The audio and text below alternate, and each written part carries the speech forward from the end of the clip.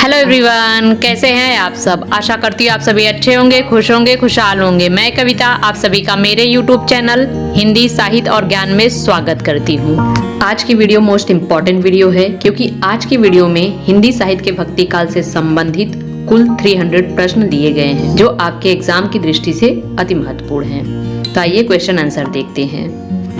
Question number पहला, भक्ति आंदोलन को ईसाईयत की देन किसने माना है। तो भक्ति आंदोलन को ईसाईयत की देन डॉक्टर ग्रियर्सन ने माना है।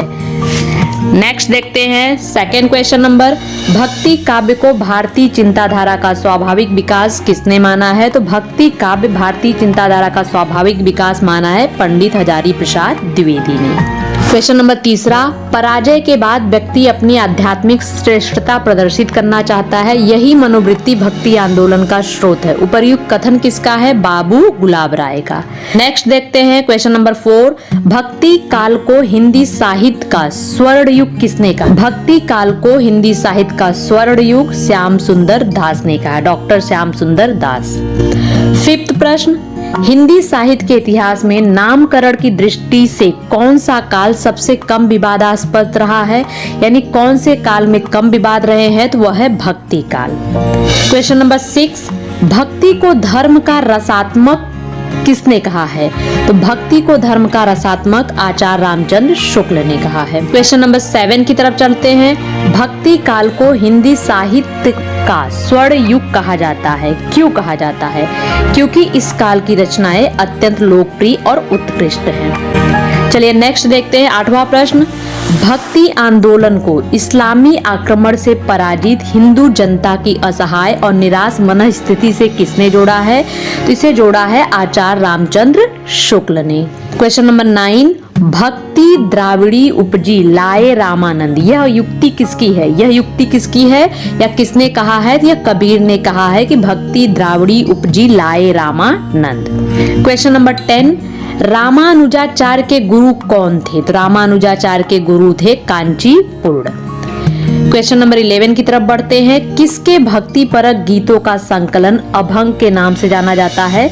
नामदेव के भक्ति परक गीतों का संकलन अभंग के नाम से जाना जाता है।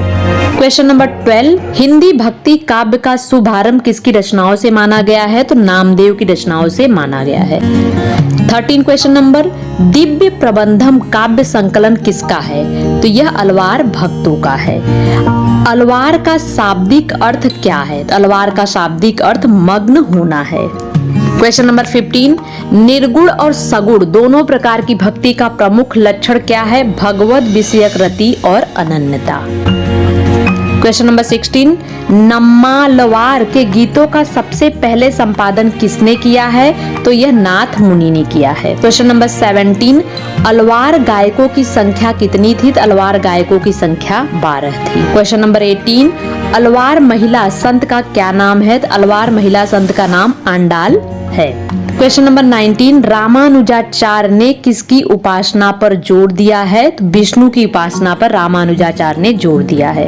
अवधूत किसे कहते हैं। रामानंद के बैरागियों को अवधूत कहते हैं। रामानंद ने नारायण और लक्ष्मी के स्थान पर किसकी उपासना पर जोर दिया है। तो रामानंद ने नारायण और लक्ष्मी की उपासना पर सीता और राम पर जोर दिया है। योग साधना के प्रवर्तक आदि गुरु कौन माने जाते हैं। शिव माने जाते हैं। क्वेश्चन नंबर 23, संत मत का महत्व इसलिए है क्योंकि वे मानते थे ईश्वर को मिलाने वाला गुरु है। संत मत का महत्व इसलिए है क्योंकि वे लोग मानते थे कि ईश्वर को मिलाने वाला गुरु है। नीमा किस कवि की माता का नाम था। नीमा कबीरदास की माता का नाम था। क्वेश्चन नंबर 25, उत्तर भारत में वैष्णव भक्ति के संस्थापक कौन है। रामानुज है। क्वेश्चन नंबर 26, निर्गुण भक्ति का आदि स्रोत सर्वप्रथम उल्लेख किसमें मिलता है। श्वेता श्वेतर उपनिषद में निर्गुण भक्ति का आदि स्रोत या सर्वप्रथम उल्लेख मिलता है। क्वेश्चन नंबर 27, स्मार्त संप्रदाय के संस्थापक कौन है। तो ये स्मार्त संप्रदाय के संपादक शंकराचार्य हैं। नंबर 28, निर्गुण काव्यधारा को ज्ञानाश्रयी और प्रेमाश्रयी दो भागों में विभाजित करने वाले विद्वान का क्या नाम है। आचार्य रामचंद्र शुक्ल। निर्गुण काव्यधारा को ज्ञानाश्रयी और प्रेमाश्रयी में विभाजित करने वाले आचार्य रामचंद्र शुक्ल हैं। 29, साधना के क्षेत्र में जो ब्रह्मा है, साहित्य के क्षेत्र में वही रहस्यवाद है। किसने यह कहा है? आचार्य रामचंद्र शुक्ल ने ही कहा है। चलिए देखते हैं 30 क्वेश्चन नंबर। विष्णु का सर्वप्रथम उल्लेख कहाँ मिलता है? तो विष्णु का सर्वप्रथम उल्लेख ऋग्वेद में मिलता है। नेक्स्ट देखते हैं क्वेश्चन नंबर 31। अद्वैत दर्शन के प्रवर्तक कौन है? अद्वैत दर्शन के प्रवर्तक शंकराचार्य हैं। चलिए 32 की तरफ चलते हैं। अद्वैतवाद के प्रवर्तक आचार्य शंकराचार्य को कुछ पुराण पंथियों ने प्रच्छन्न बौद्ध कहा था। क्यों कहा था? क्योंकि बौद्ध धर्म में सभी मनुष्य समान है। शंकराचार्य ने इसी का अनुकरण किया था, इसलिए अद्वैतवाद के प्रवर्तक आचार्य शंकराचार्य को कुछ पुराण पंथियों ने प्रच्छन्न बौद्ध कहा था। अद्वैतवाद के अनुसार जीव और ब्रह्मा एक है। अद्वैतवाद यह मानते हैं कि जीव और ब्रह्मा एक हैं। 34 क्वेश्चन देखते हैं। भक्ति आंदोलन को दक्षिण से उत्तर भारत लाने का श्रेय किसको है? तो भक्ति आंदोलन को दक्षिण से उत्तर भारत लाने का श्रेय रामानंद को है। Question number 35। हरिदासी संप्रदाय के प्रवर्तक कौन है? हरिदासी संप्रदाय के प्रवर्तक हित हरिवंश है। Question number 36। वैष्णव धर्म के 4 प्रमुख आचार्यों में से किसने अपने सिद्धांतों में भक्ति और ज्ञान को समुच्चय माना है? तो रामानुज ने माना है। आगे बढ़ते हैं क्वेश्चन नंबर 37। भक्ति और ज्ञान की पृष्ठभूमि में रामावत संप्रदाय का प्रवर्तन किसने किया है?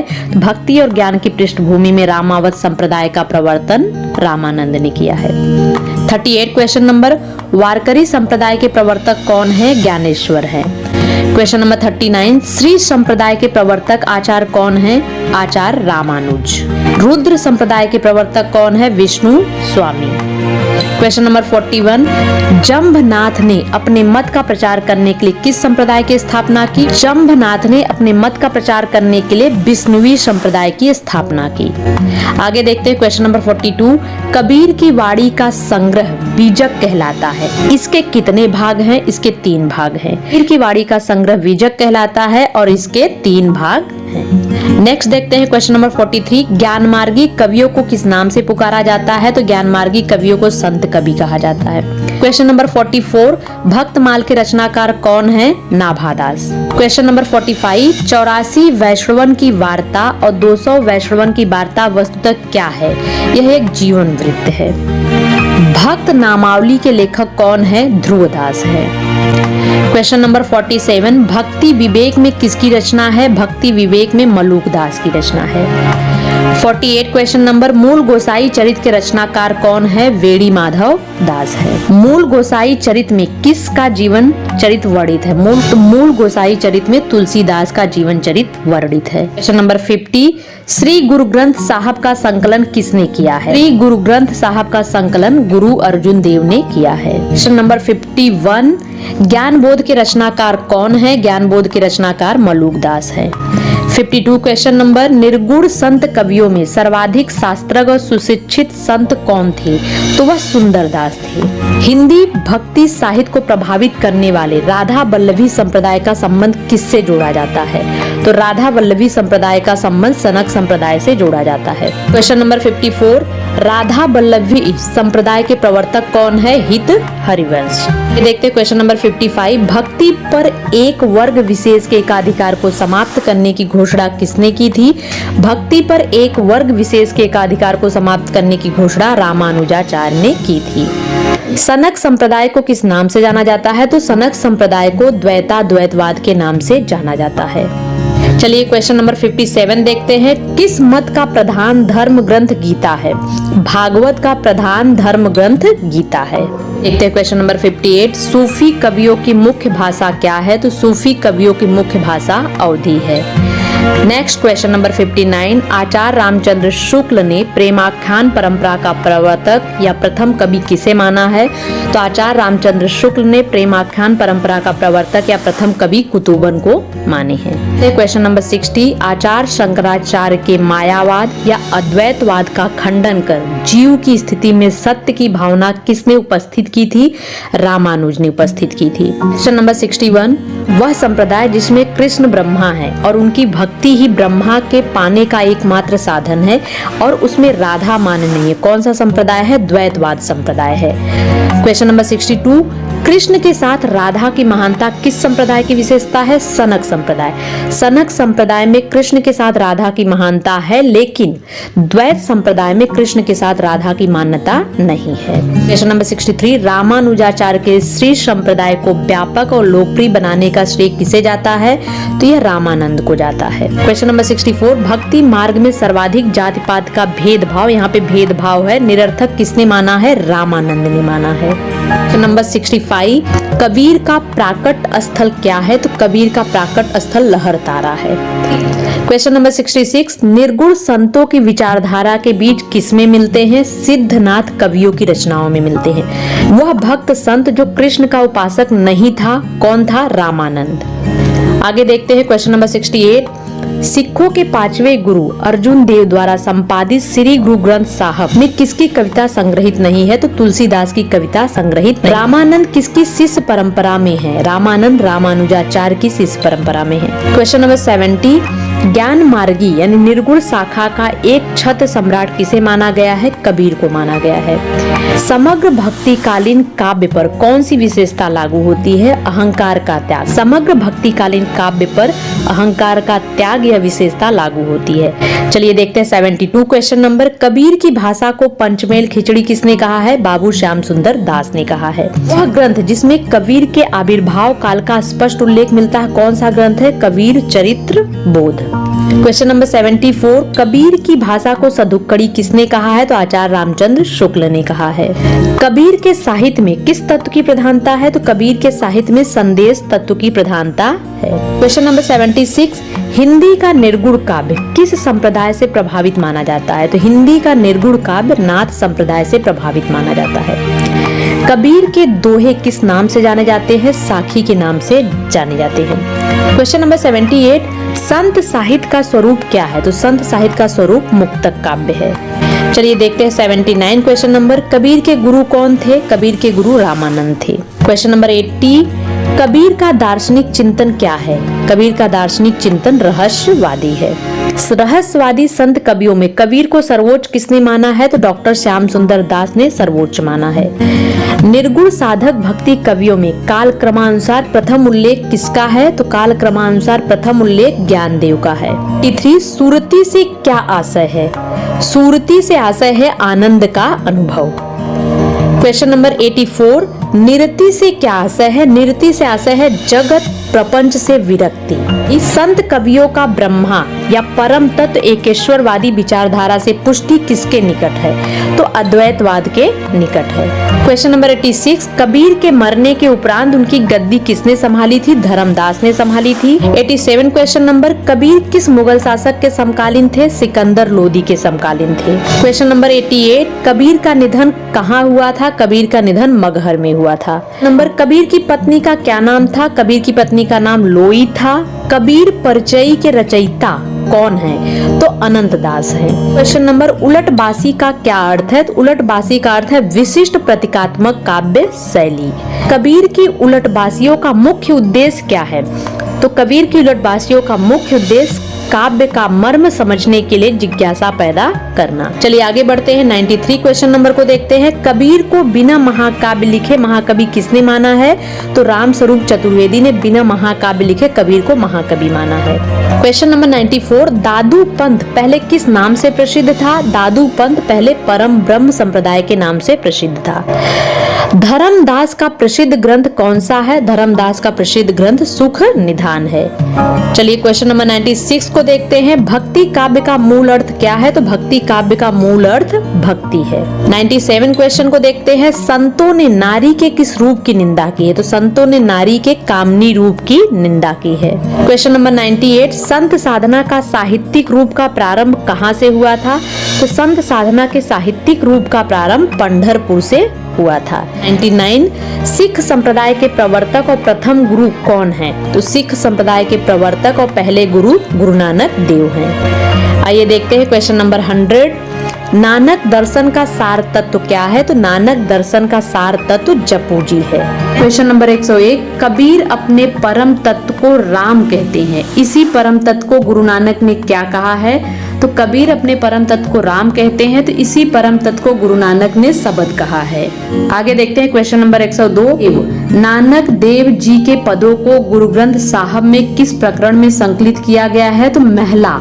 नानक देव जी के पदों को गुरु ग्रंथ साहब में महला प्रकरण में संकलित किया गया है। चलिए नेक्स्ट देखते हैं क्वेश्चन नंबर 103, मीराबाई के गुरु का नाम क्या है? तो मीराबाई के गुरु का नाम रैदास है। आगे बढ़ते हैं क्वेश्चन नंबर 104, संत रैदास किसके शिष्य थे? संत रैदास रामानंद के शिष्य थे। क्वेश्चन नंबर 105, अंगवधु में किसकी रचना संग्रहित है? तो अंगवधु में दादू दयाल की रचना संग्रहित है। क्वेश्चन नंबर 106, दादू की रचनाओं का संग्रह हरडे वाणी नाम से किसने किया था? तो दादू की रचनाओं का संग्रह हरडे वाणी नाम से संत दास और जगन्नाथ दास ने किया था। निम्नलिखित में से कौन सा शासक दादू के उपदेशों से बहुत प्रभावित हुआ था? तो अकबर दादू के उपदेशों से बहुत प्रभावित हुए थे।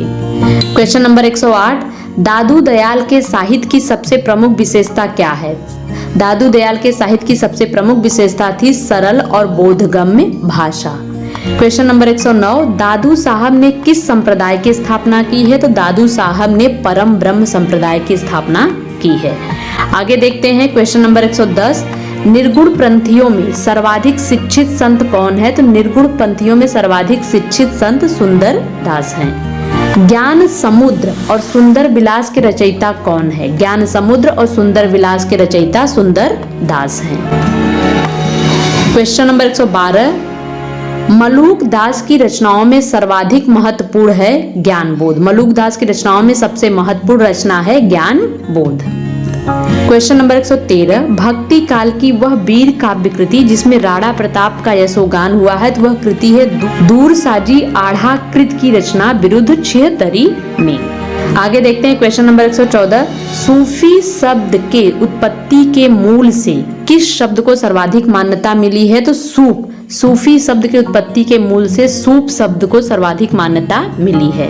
नेक्स्ट क्वेश्चन नंबर 115, सूफियों द्वारा अपनाई गई मसनवी शैली से आशय है, यानी सूफियों द्वारा अपनाई गई मसनवी शैली से क्या आशय है? आशय है रचना के आरंभ में ईश वंदना, पैगंबर की स्तुति, साहे वक्त की प्रशंसा आदि। चलिए क्वेश्चन नंबर 116 देखते हैं, हिंदी का प्रथम सूफी कवि कौन है? हिंदी का प्रथम सूफी कवि मुल्ला दाऊद हैं। क्वेश्चन नंबर 117, सूफी मत में साधना के कितने सोपान हैं? तो सूफी मत में साधना के 4 सोपान हैं। क्वेश्चन नंबर 118, प्रेमाख्यान काव्य परंपरा सूफी कवियों का मुख्य दर्शन है तसव्वुफ। प्रेमाख्यान काव्य परंपरा में सूफी कवियों का मुख्य दर्शन है तसव्वुफ। क्वेश्चन नंबर 119, सूफी साधकों में महिला संत कौन है? राबिया। सूफी साधकों में महिला संत राबिया है। 120 क्वेश्चन नंबर, सूफी साधना के कितने संप्रदाय हैं? तो सूफी साधना के 4 संप्रदाय हैं। क्वेश्चन नंबर 121, हिंदी सूफी काव्य किस भाषा में रचा गया है? तो हिंदी सूफी काव्य अवधी भाषा में रचा गया है। नेक्स्ट देखते हैं 122 क्वेश्चन नंबर, लखम सेन पद्मावती कथा के रचयिता कौन है? तो लखम सेन पद्मावती कथा के रचयिता दामो कवि हैं। क्वेश्चन नंबर 123, कुतुबन के गुरु कौन थे? तो कुतुबन के गुरु शेख बुरहान हैं। क्वेश्चन नंबर 124, कुतुबन द्वारा रचित प्रेमाख्यान काव्य क्या है? तो कुतुबन द्वारा रचित प्रेमाख्यान काव्य है मृगावती।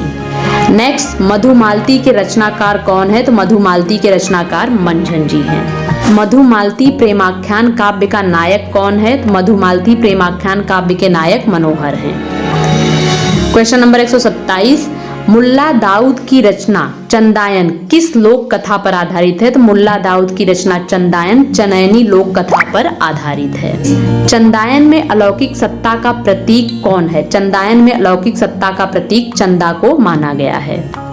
चले आगे बढ़ते हैं क्वेश्चन नंबर 129, सूफी प्रबंध काव्यों परम सत्ता के साथ कौन सा भाव मिलता है? सूफी प्रबंध काव्यों परम सत्ता के साथ दाम्पत्य भाव मिलता है। क्वेश्चन नंबर 130, असाइद कृत हंसावली का रचना स्रोत क्या है? तो असाइद कृत हंसावली का रचना स्रोत विक्रम और बेताल की कथा है।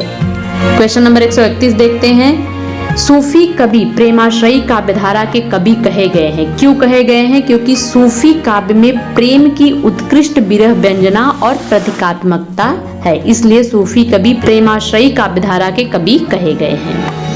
आगे देखते हैं 132 क्वेश्चन नंबर। अनलहक, अनलहक यानी मैं ही ब्रह्म हूँ, किसने घोषित किया है? मंसूर ने घोषित किया है। क्वेश्चन नंबर 133 की तरफ बढ़ते हैं। जायसी से पूर्व की प्रेमाख्यान काव्यकृति प्रेमावती के रचयिता हैं रंजन। जायसी से पूर्व की प्रेमाख्यान काव्यकृति प्रेमावती के रचयिता कौन है? रंजन है। आगे देखते हैं 134 क्वेश्चन नंबर। अखरावट काव्यकृति के रचयिता कौन है? जायसी। नेक्स्ट बढ़ते हैं। देवनागरी वर्णमाला के एक एक अक्षर को लेकर सिद्धांत भरी तत्वों से युक्त चौपाइयां हैं, किसमें? अखरावट में है। Question number 136। जायसी की किस कृति में कयामत का वर्णन है? तो जायसी की आखिरी कलाम में कयामत का वर्णन किया गया है। प्रेम की पीर का कवि कौन है या किसे कहा जाता है? तो प्रेम के पीर का कवि जायसी को कहा जाता है, मलिक मोहम्मद जायसी को। क्वेश्चन नंबर 138 देखते हैं। सूफी कवियों को क्या कहा जाता है? सूफी कवियों को प्रेम मार्गी कवि कहा जाता है। क्वेश्चन नंबर 139 देखते हैं। किस सूफी कवि ने अपनी कृति में चौपाइयों के बीच में दोहे न रखकर बरवे का प्रयोग किया है? नूर मोहम्मद ने। नेक्स्ट देखते हैं 140 क्वेश्चन नंबर। कुतुबन कृत मृगावती को, कुतुबन की रचना मृगावती को सूफी प्रेमाख्यान परंपरा की प्रथम काव्य किसने माना है? तो इसे माना है आचार्य रामचंद्र शुक्ल जी ने। आगे देखते हैं question number 141। Doctor Hazari Prasad Dwivedi ने सूफी प्रेमाख्यान परंपरा की प्रथम कृति किसे माना है? तो डॉक्टर हजारी प्रसाद द्विवेदी ने ईश्वर दास की रचना सत्यवती कथा को सूफी प्रेमाख्यान परंपरा की प्रथम रचना माने हैं। Question number 142। मलिक मोहम्मद जायसी के गुरु कौन थे? तो मलिक मोहम्मद जायसी के गुरु सैयद अशरफ हैं।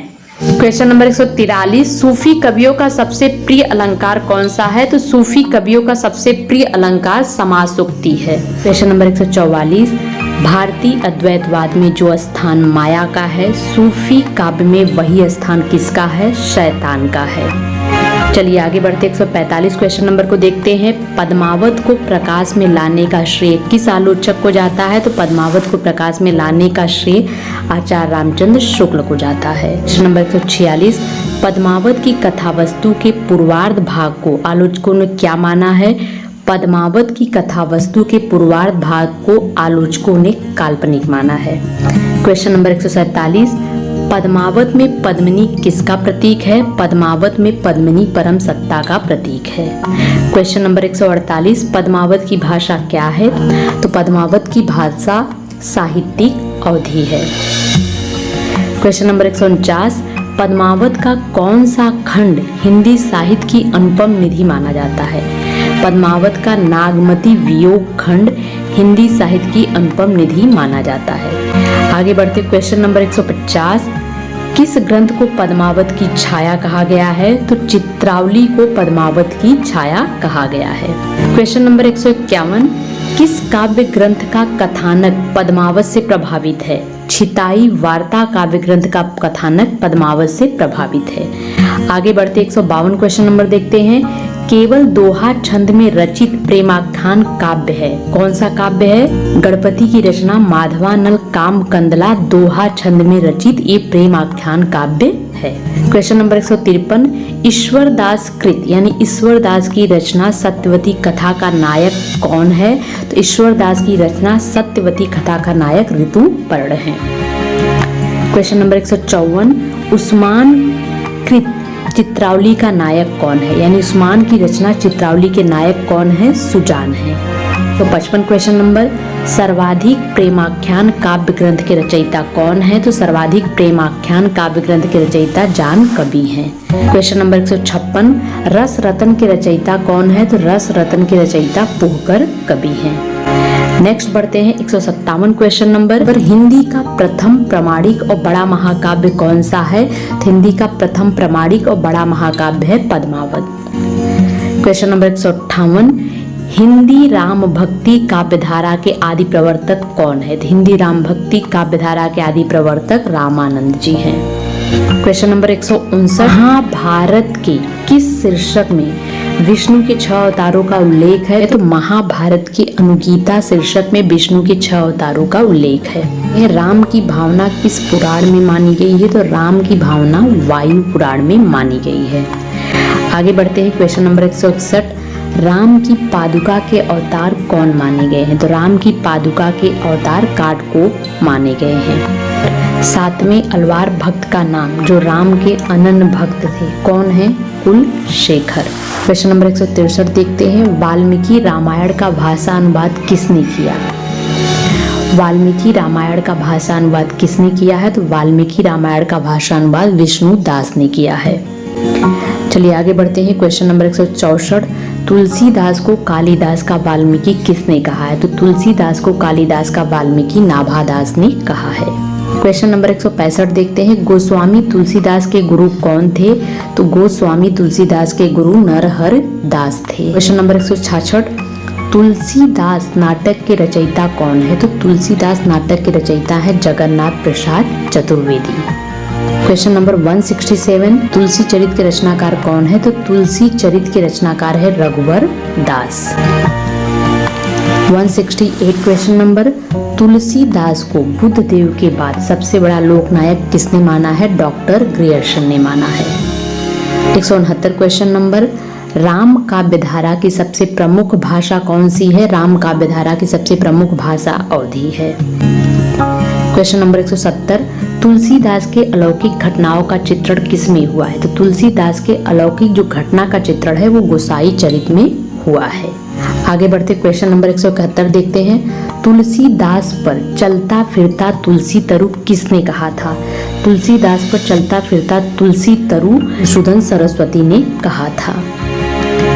तुलसीदास की माता का क्या नाम था? तो तुलसीदास की माता का नाम हुलसी था। आगे देखते हैं क्वेश्चन नंबर 173, तुलसीदास के कितने ग्रंथ प्रमाणिक माने गए हैं? तो तुलसीदास के 12 ग्रंथ प्रमाणिक माने गए हैं। क्वेश्चन नंबर 174, किष्किंधा कांड से उत्तर कांड तक की रचना तुलसीदास ने कहाँ की थी? तो किष्किंधा कांड से उत्तर कांड तक की रचना तुलसीदास ने काशी में की थी। भक्ति काल के किस कवि ने अपनी हिंदी की रचनाओं में संस्कृति सभी शास्त्रीय परंपराओं का निर्वहन किया है? तो तुलसीदास ने किया है। हिंदी की रचनाओं में संस्कृति के सभी शास्त्रीय परंपराओं का निर्वहन तुलसीदास ने किया है। विनय पत्रिका का एक अन्य नाम क्या है? तो विनय पत्रिका का दूसरा नाम है राम विनयावली। आगे बढ़ते हैं, विनय पत्रिका की भाषा क्या है? विनय पत्रिका की भाषा ब्रज है। क्वेश्चन नंबर 178 देखते हैं, विनय पत्रिका की रचना किस रूप में है? विनय पत्रिका की रचना गीति रूप में की गई है, यानी गीति काव्य के रूप में की गई है। क्वेश्चन नंबर 179, विनय पत्रिका में आत्मनिवेदन कितने रागों में हुआ है? तो विनय पत्रिका में आत्मनिवेदन 21 रागों में हुआ, यानी 21 रागों में किया गया है। विनय पत्रिका का प्रमुख रस क्या है? तो विनय पत्रिका का प्रमुख रस शांत है। क्वेश्चन नंबर 181 देखते हैं, विनय पत्रिका का विषय क्या है? विनय पत्रिका का विषय आध्यात्मिक जीवन है। क्वेश्चन नंबर 182, विनय पत्रिका में कितने पद हैं? तो विनय पत्रिका में 280 पद हैं, 280 पद हैं। निम्नलिखित में से किस ग्रंथ में तुलसीदास ने छंद विशेष न रखकर 21 रागों की योजना की है? तो वह है गीतावली। 184 क्वेश्चन देखते हैं, तुलसीदास ने मीन की शनिचरी का वर्णन किस ग्रंथ में किया है? तो तुलसीदास ने मीन की शनिचरी का वर्णन कवितावली में किया है। नेक्स्ट, कवितावली को कवित्र रामायण क्यों कहा जाता है? कारण क्योंकि इसमें राम कथा 7 कांडों में वर्णित है। कवितावली को कवित्र रामायण इसलिए कहा जाता है क्योंकि इसमें राम की कथा 7 कांडों में वर्णित है। क्वेश्चन नंबर 186, कवितावली में कितनी कविताएं हैं? तो कवितावली में 325 कविताएं हैं। 187 क्वेश्चन देखते हैं, कवितावली में कितने प्रकार के छंदों का प्रयोग हुआ है? तो कवितावली में 4 प्रकार के छंदों का प्रयोग किया गया है। कवितावली के किस कांड में एक ही छंद है? तो कवितावली के किष्किंधा कांड में एक ही छंद है। आगे देखते हैं 189 क्वेश्चन, किस ग्रंथ में तुलसी ने राम ऐश्वर्य को प्रधान स्थान दिया है? तो कवितावली में तुलसीदास ने राम के ऐश्वर्य को प्रधान स्थान दिया है। क्वेश्चन नंबर 190, रामाज्ञा प्रश्न का दूसरा क्या नाम है? तो रामाज्ञा प्रश्न का दूसरा नाम है दोहावली रामायण, यानी रामाज्ञा प्रश्न को दूसरे नाम से जाना जाता है, दोहावली रामायण के नाम से जाना जाता है। नेक्स्ट देखते हैं 191 क्वेश्चन नंबर, तुलसीदास की कुमार संभव से प्रभावित रचना कौन सी है? तो तुलसीदास की कुमार संभव से प्रभावित रचना पार्वती मंगल है। आगे देखते हैं 192 क्वेश्चन नंबर, तुलसीदास की कौन सी रचना वाल्मीकि रामायण पर आधारित है? तो तुलसीदास की जानकी मंगल रचना वाल्मीकि रामायण पर आधारित है। नेक्स्ट, बरवे रामायण में कितने बरवे छंद है? बरवे रामायण में 69 बरवे छंद है, यानी 69 बरवे छंद है। क्वेश्चन नंबर 194, वैराग्य संदीपनी में प्रयुक्त छंद कौन कौन से हैं? तो वैराग्य संदीपनी में दोहा, सोरठा और चौपाई छंद का प्रयोग किया गया है। आगे देखते हैं रामचरितमानस की रचना पद्धति कौन सी है? तो रामचरितमानस की रचना पद्धति दोहा चौपाई पद्धति है। क्वेश्चन नंबर 196, रामचरितमानस को पूरा करने में तुलसीदास को कितना समय लगा था? रामचरितमानस को पूरा करने में तुलसीदास को 2 वर्ष 7 महीने लगे थे। क्वेश्चन नंबर 197, रामचरितमानस में कितने कांड है? तो रामचरितमानस में कुल 7 कांड हैं। सीता जी की वंदना करते हुए उनको कन्या, माँ और प्रिया के रूप में किसने स्मरण किया है? तो तुलसीदास ने स्मरण किया है। 199 क्वेश्चन नंबर देखते हैं, आचार्य रामचंद्र शुक्ल ने लोक मंगल का कवि किसे कहा है? लोक मंगल के कवि तुलसीदास जी कहे जाते हैं। हिंदी का जाति कवि किसे माना गया? हिंदी के जाति कवि भी तुलसीदास ही कहे जाते हैं। क्वेश्चन नंबर 201, अवधि का निजी छंद क्या है? तो अवधि का निजी छंद है बरवे। आगे बढ़ते हैं, क्वेश्चन नंबर 202 को देखते हैं, अवधी भाषा के सर्वाधिक लोकप्रिय महाकाव्य का नाम क्या है? तो अवधी भाषा के सर्वाधिक लोकप्रिय महाकाव्य का नाम रामचरितमानस है। क्वेश्चन नंबर 203, तुलसीदास ने भ्रमर गीत परंपरा के अंतर्गत भ्रमर गीत की रचना की है, जो किसमें संकलित है? तो वह कृष्ण गीतावली में संकलित है। तुलसीदास ने भ्रमर गीत परंपरा के अंतर्गत जो भ्रमर गीत की रचना की है वह कृष्ण गीतावली में संकलित है। आगे बढ़ते हैं, नेक्स्ट क्वेश्चन देखते हैं 204 क्वेश्चन नंबर, तुलसीदास द्वारा रचित शारीरिक पीड़ा से मुक्ति हेतु लिखा गया ग्रंथ का क्या नाम है? तो वह ग्रंथ है हनुमान बाहुक, जिसमें शारीरिक पीड़ा से मुक्ति किस प्रकार मिलेगी उस ग्रंथ में बताया गया है। 205 क्वेश्चन नंबर, तुलसीदास द्वारा रचित कौन सा ग्रंथ दार्शनिक माना गया है? तो वैराग्य संदीपनी ग्रंथ को दार्शनिक माना गया है। 206 देखते हैं, तुलसीदास की भक्ति भावना किस वर्ग की है? तो तुलसीदास की जो भक्ति भावना है वह दास्य भाव की है। क्वेश्चन नंबर 207, तुलसीदास किस दार्शनिक मत के भक्त कवि थे? तो तुलसीदास विशिष्ट द्वैतवाद के भक्त कवि थे। आइए आगे बढ़ते हैं, 208 क्वेश्चन को देखते हैं, तुलसीदास को हिंदी का सर्वश्रेष्ठ कवि किसने घोषित किया है? तो आचार्य रामचंद्र शुक्ल ने घोषित किया है। 209 क्वेश्चन देखते हैं, तुलसीदास द्वारा रचित खंड काव्य कौन सा है? तो तुलसीदास ने जो खंड काव्य की रचना की है उसका नाम है जानकी मंगल और पार्वती मंगल। क्वेश्चन नंबर 210, राम भक्ति मार्ग में दाम्पत्य मूलक उपासना को लेकर चलने वाली श्रृंगारी भावना के प्रवर्तक कौन थे? तो वह प्रवर्तक थे अग्रदास। राम भक्ति में तत्सुखी शाखा के प्रवर्तक कौन है? तो राम भक्ति में तत्सुखी शाखा के प्रवर्तक है जीवाराम जी। 212 क्वेश्चन देखते हैं, राम भक्ति में स्वसुखी शाखा के प्रवर्तक कौन है? तो स्वसुखी शाखा के प्रवर्तक है रामचरण दास। दोनों क्वेश्चन में अंतर है, एक में है तत्सुखी शाखा के प्रवर्तक तो जीवाराम जी और स्वसुखी शाखा के प्रवर्तक रामचरण दास। क्वेश्चन नंबर 213 देखते हैं, सीतायन के रचयिता कौन है? तो सीतायन की रचयिता यानी सीतायन की रचना की है राम प्रिया शरण दास ने। केशव दास की वीर रस प्रधान रचना कौन सी है? तो वह है रतन बावनी। चलिए 215 देखते हैं, केशव दास की शांत रस प्रधान रचना का क्या नाम है? तो केशव दास की शांत रस प्रधान रचना का नाम है विज्ञान गीता। 216 क्वेश्चन नंबर, केशव दास को कठिन काव्य का प्रेत किस आलोचक ने कहा है? यह आचार्य रामचंद्र शुक्ल ने कहा है। 217 देखते हैं, जहांगीर जस चंद्रिका के रचनाकार कौन है? तो जहांगीर जस चंद्रिका के रचनाकार है केशव दास। क्वेश्चन नंबर 218, कृष्ण का सर्वप्रथम उल्लेख कहाँ मिलता है? तो कृष्ण का सबसे पहले उल्लेख ऋग्वेद में मिलता है।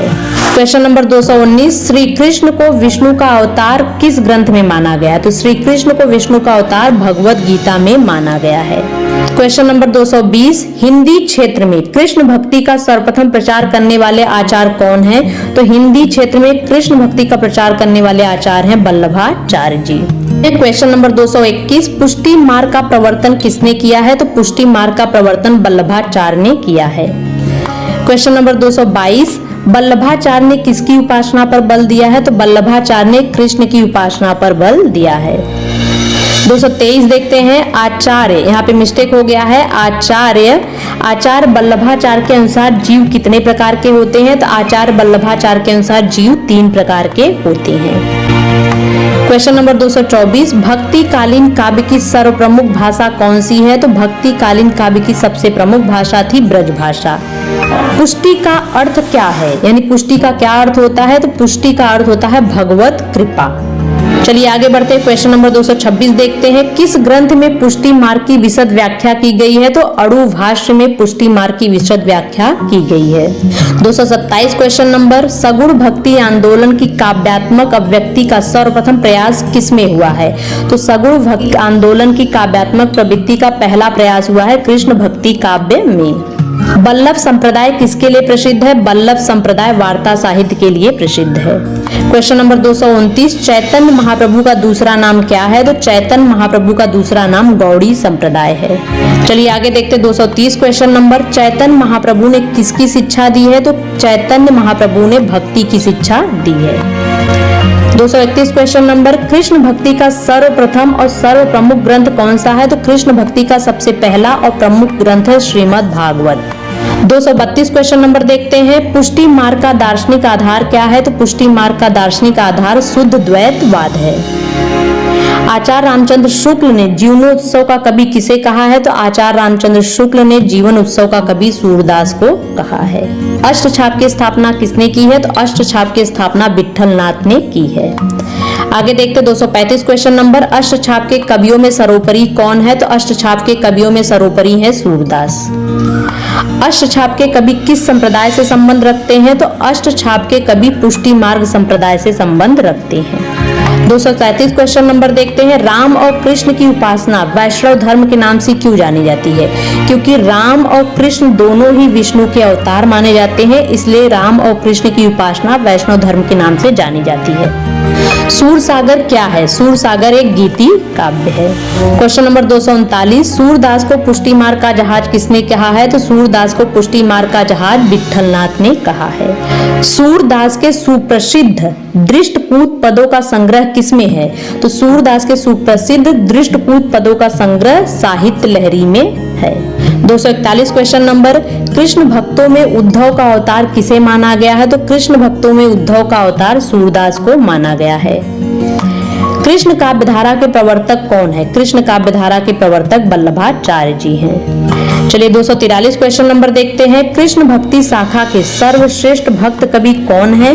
कृष्ण भक्ति शाखा के सर्वश्रेष्ठ भक्त कवि सूरदास जी हैं। क्वेश्चन नंबर 244, राधा को रस स्वरूपा किसने कहा है? तो राधा को रस स्वरूपा हरिवंश ने कहा है।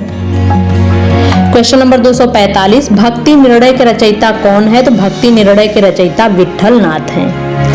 246 क्वेश्चन देखते हैं, रामचरितमानस के आधार पर दोहा चौपाई में कृष्ण चरित नामक प्रबंध काव्य के रचयिता कौन है?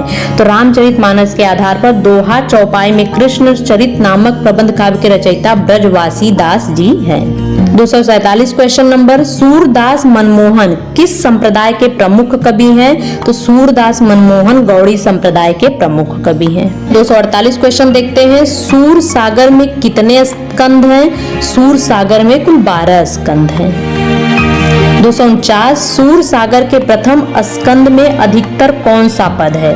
तो प्रथम स्कंद में अधिकतर विनय पद है। 250 क्वेश्चन नंबर, सूरसागर के रामावतार की कथा किस स्थान में, सॉरी यहाँ स्थान न होकर स्कंद है, किस स्कंद में वर्णित है? सूरसागर के रामावतार की कथा किस स्कंद में वर्णित है? तो 9वें स्कंद में वर्णित है।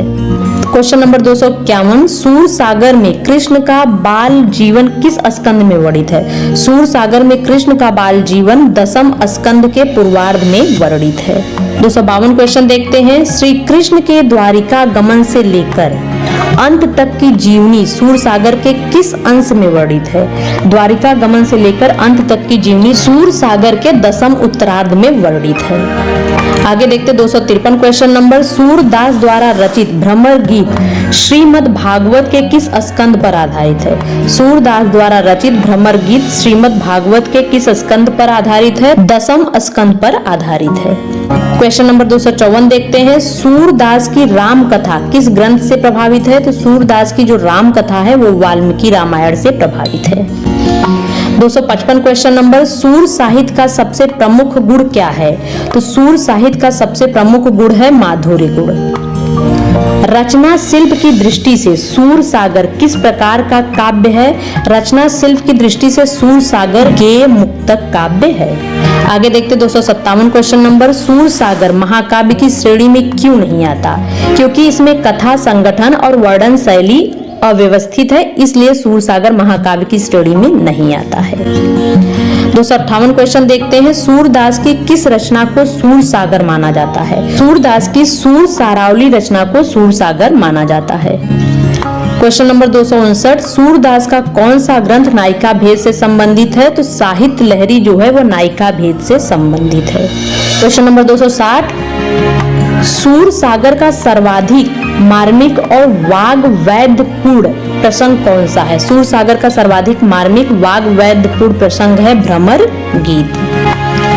261 क्वेश्चन देखते हैं। भ्रमर गीत से क्या आशय है? मतलब भ्रमर गीत का क्या मतलब होता है? तो भ्रमर गीत से आशय है भ्रमर को माध्यम बनाकर गोपियों की आत्मा व्यक्ति के गीत। भ्रमर गीत से यह आशय है कि भ्रमर को माध्यम बनाकर गोपियों की आत्मा व्यक्ति के गीत। सूर के भ्रमर गीत की सबसे बड़ी मौलिकता क्या है?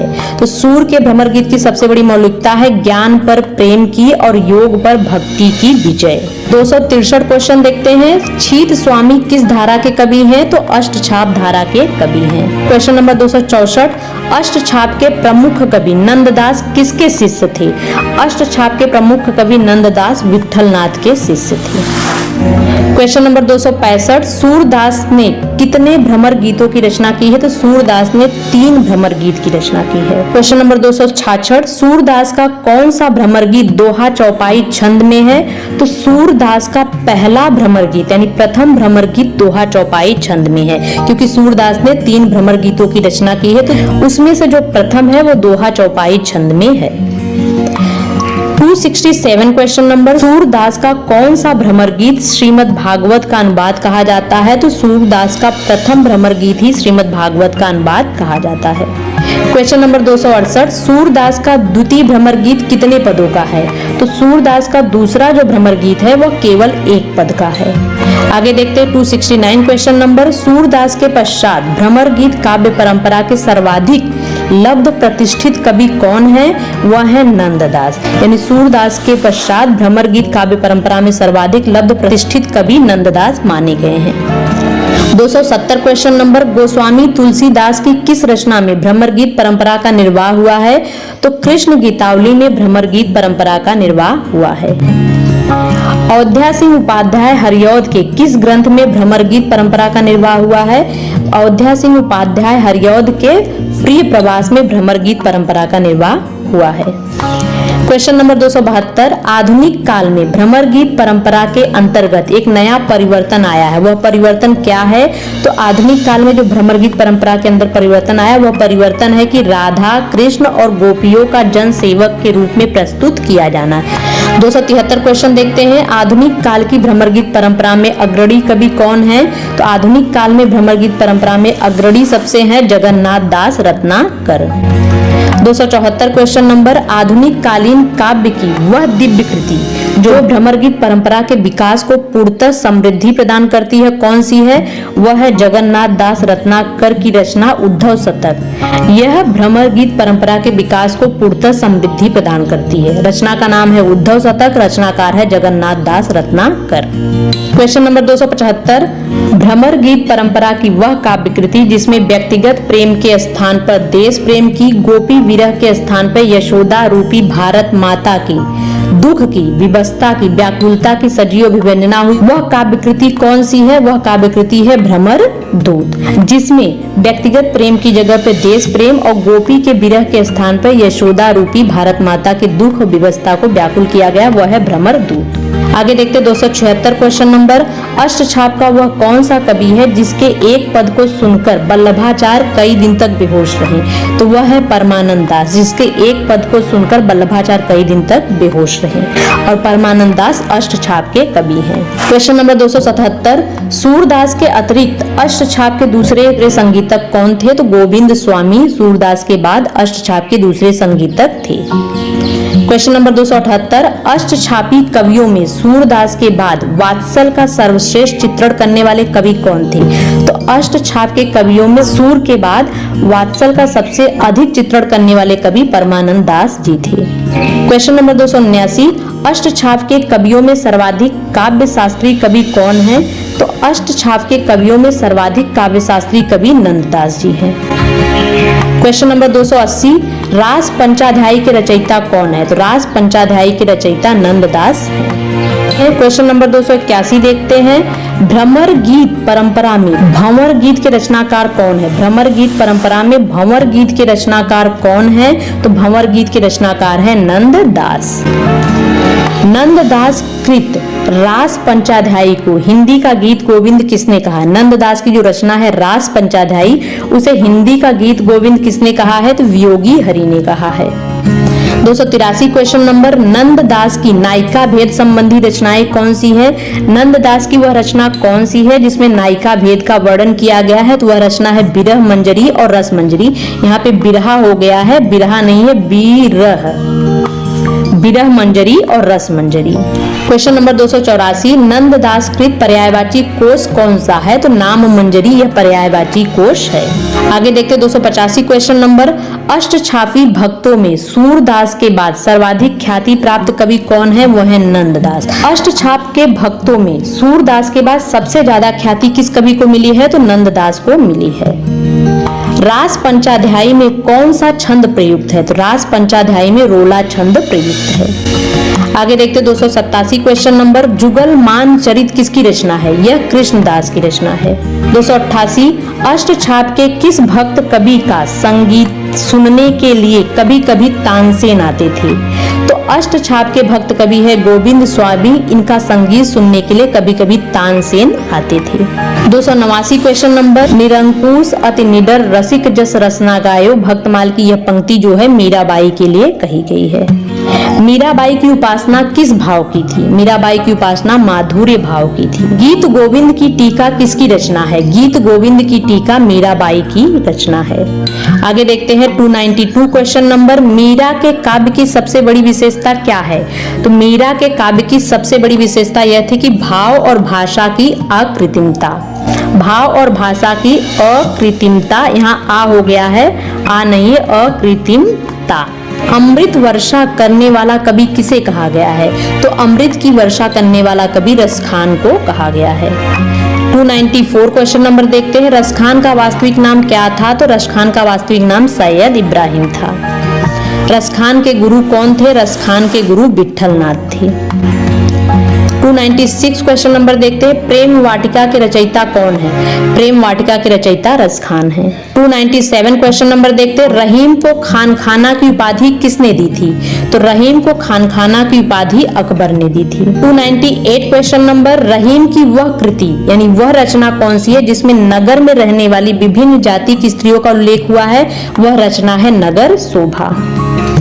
299 क्वेश्चन नंबर, बरवे नायिका भेद की भाषा क्या है? बरवे नायिका भेद की जो रचना है उसकी क्या भाषा है? तो अवधी भाषा है। लास्ट क्वेश्चन है क्वेश्चन नंबर 300, रहीम द्वारा रचित खेट कौतुकम का विषय क्या है? तो रहीम की जो रचना है खेट कौतुकम, उसका विषय है ज्योतिष। आज की वीडियो में कुल मिलाकर 300 प्रश्न लिए गए हैं जो आपके आने वाले आगामी exam assistant professor, junior added, TGT, PGT किसी भी हिंदी भाषा की परीक्षा के लिए मोस्ट इंपॉर्टेंट वीडियो है। अगर आप सभी को इस वीडियो का पीडीएफ चाहिए तो आप सभी इस टेलीग्राम चैनल से जुड़ सकते हैं, जिसका लिंक आपको डिस्क्रिप्शन बॉक्स में मिल जाएगा। तो आज का वीडियो यही खत्म होता है, फिर मिलेंगे एक नए वीडियो में नए टॉपिक के साथ। तब तक आप सभी खुश रहिए, हंसते रहिए, मुस्कुराते रहिए। मेरे यूट्यूब चैनल हिंदी साहित्य और ज्ञान को लाइक, शेयर एंड सब्सक्राइब करते रहिए। आप सभी का बहुत बहुत धन्यवाद।